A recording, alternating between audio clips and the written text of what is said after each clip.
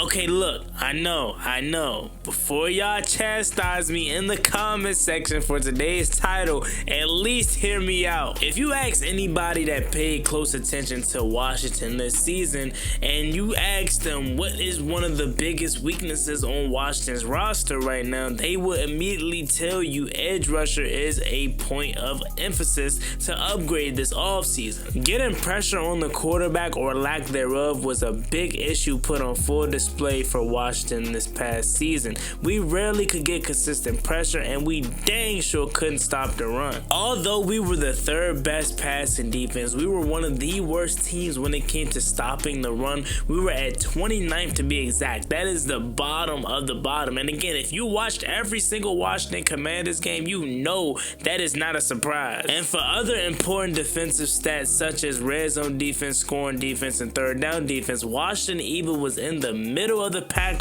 or down below in the bottom. Needless to say, the Washington Commanders need to upgrade this defensive line unit mightily this offseason if we want to have a better showing next year. So with us having a whole bunch of money and cap space, I expect this to be a major group that we target this offseason. That's why today we're going to talk about a list of edge rushers, including our old friend Chase Young. Should Washington reunite with the former number 2 overall pick by the Washington football team? Let's talk about it. The way that we live is not for everybody. We're going to run and put our bodies on people in a violent manner. I love the way she move it, shake it on me. When she cry for him, and shawty is the winner. You can tell that shawty's on. You know what time it is. It's time to come out. I love the way she move it, shake it on me. What's good, y'all? It's your man Juan Gotti here. Before we get any further into today's video, I want to ask you guys to do me a favor and subscribe to my fitness channel as I'm documenting my journey from fat to fit. Link down below in the description. Now, like I said to start off the video, I know the immediate reaction is hell no, I don't want Chase Young back in the burgundy and gold. But once I realized he could be a realistic option for Washington, I had to make this video. When it comes to Chase Young, he was hyped up to be a generational talent. He was supposed to be that guy. He was supposed to still be here right now because he's our former number 2 overall pick. Have you guys taken a look at the edge rusher class? It is stacked in my opinion. That's why Chase Young isn't my first, second, or even third option. But if Washington entertains the possibility of bringing him back, I may be for it, and here's why. Look, Chase Young didn't pan out, simply put. Like, he was our second overall pick back in 2020. He was labeled this generational talent, and he came in and pretty much started that way, especially his rookie year, which was his best year to date. He was supposed to be that, and he gave us false hope because then after he got hurt, which isn't really his fault, but even in the season that he got hurt, he really didn't do anything much. And after that, it was just this whole saga of injuries and not playing and being able to play but choosing not to play and not really seeming interested to be at home anymore, and his father going on a radio station, etc. We know how that whole scenario played out.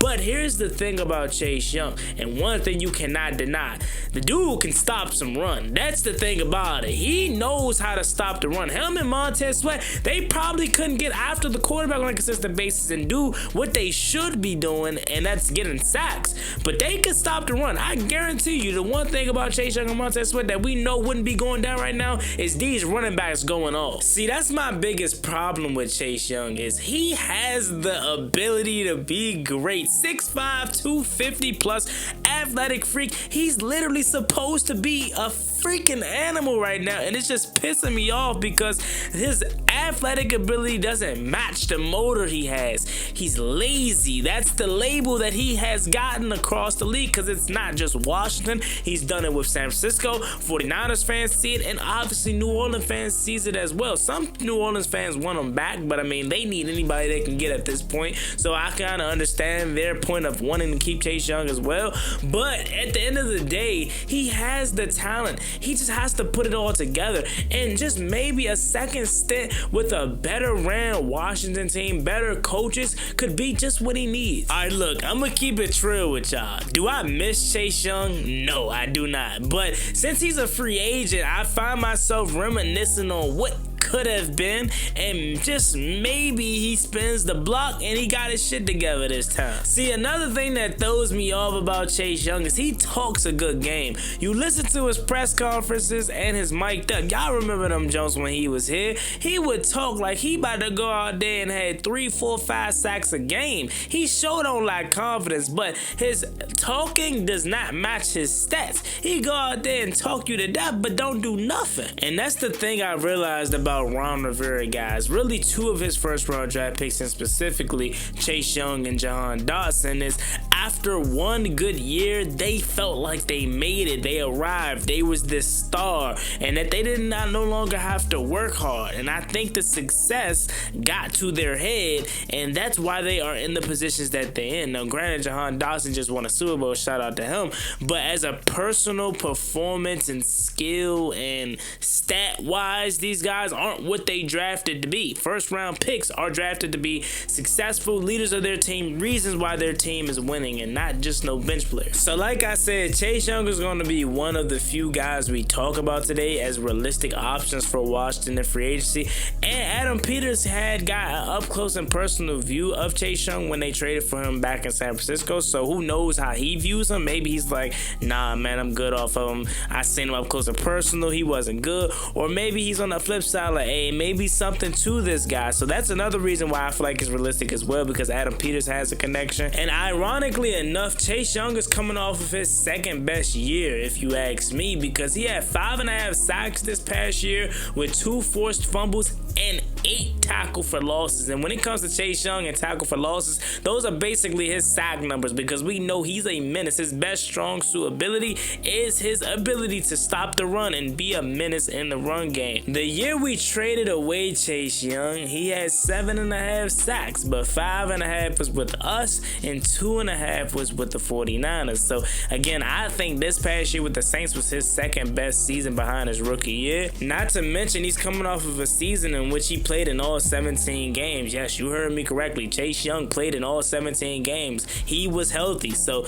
again, I'm not saying it as if I'm banging the table for Chase Young, because he's not my first, second, or even third option, but I wouldn't stick my nose up at him, and I wouldn't be surprised if we get rumors later on that we're interested in Chase Young nearing free agency. He's 26 years old at the start of next year, so why not take a chance on him potentially? So after talking about Chase Young for a little bit, let's now talk about some of the guys that I would rather have before we decide to go get Chase Young. And that's starting with our own Dante Fowler. Tay Fowler was coming off of one of his best years of his career, arguably the best year of his career. He had 10.5 sacks and was just truly outstanding this year. Dante Fowler blew anybody's expectation out the water last year. Now granted, I do want Tay Fowler back, let me say that once again, but I do think even if you bring him back, you need to add more, because I don't view Dante Fowler as a game-changing pass rusher. Yes, he had 10.5 sacks again last year, but it wasn't just a brutally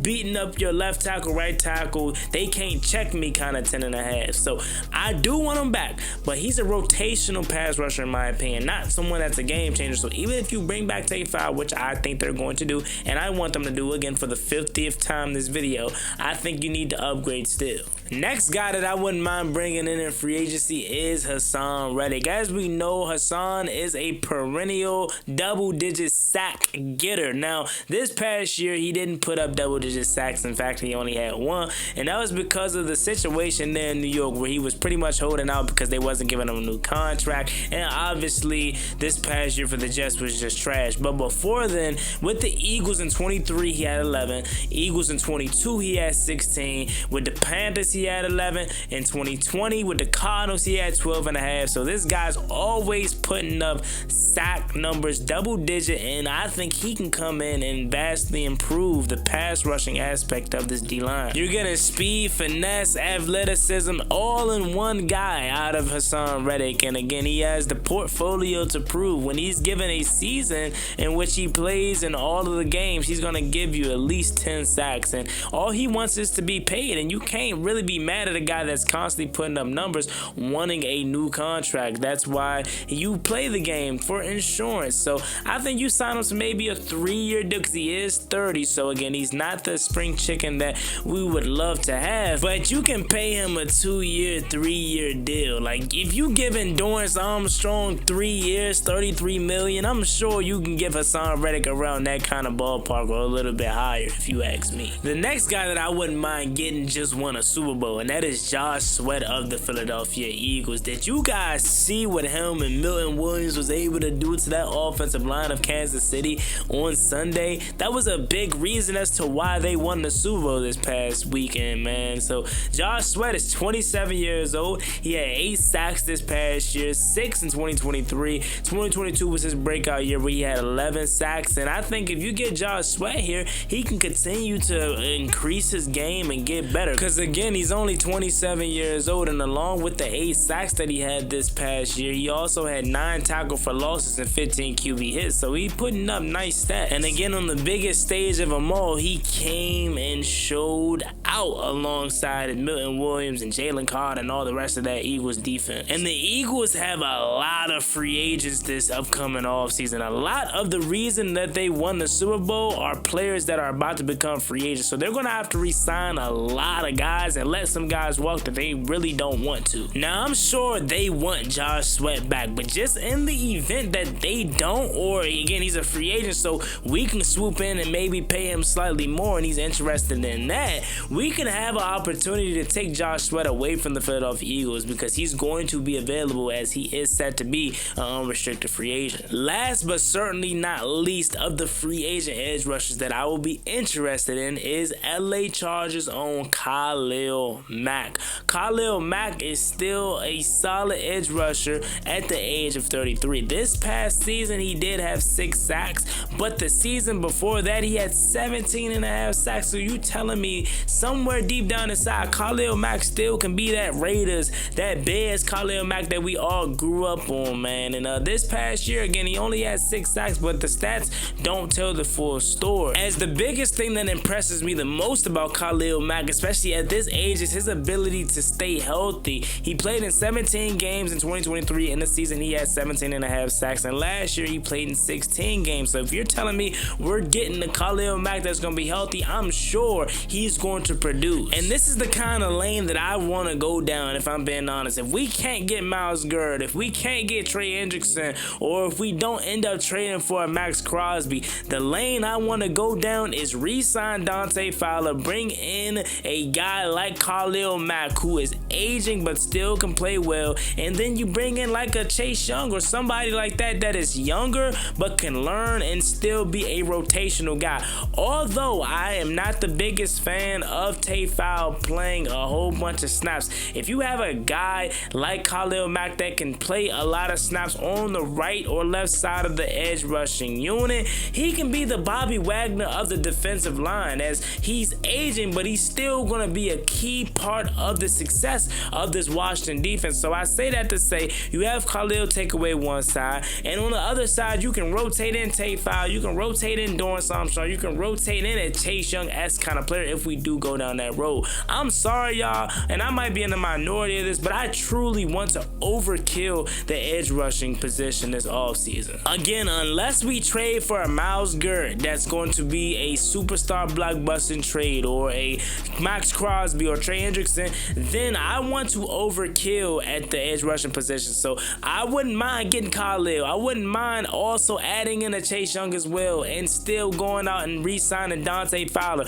That way you got Dorrance Armstrong, a Chase Young kind of player, even if it's not Chase Young, a younger guy that can learn from an elder veteran like Khalil Mack, who's still going to be out there playing quality snaps and producing at the age that he's at, man. So again, you have really 2 ways to look at it. Honestly, I would rather have Myles Garrett, obviously, but if we don't attempt to get him or can get him because Cleveland doesn't want to trade him, then you go into free agency, there are some quality guys out there that can contribute to this defense next year. So that being said, let me just think about this video in the comment section down below. Would you be interested in reuniting with Chase Young? If not, are you interested in any of these guys that I named as well? Leave it down below in the comment section. As always, me and boy Juan Gotti, like, comment, and subscribe to the channel. Want to road to 9,000 subscribers, so I'd greatly appreciate it if you haven't reached that goal as soon as possible. Thank you so much. Y'all have a blessed one. Stay safe, be easy out there.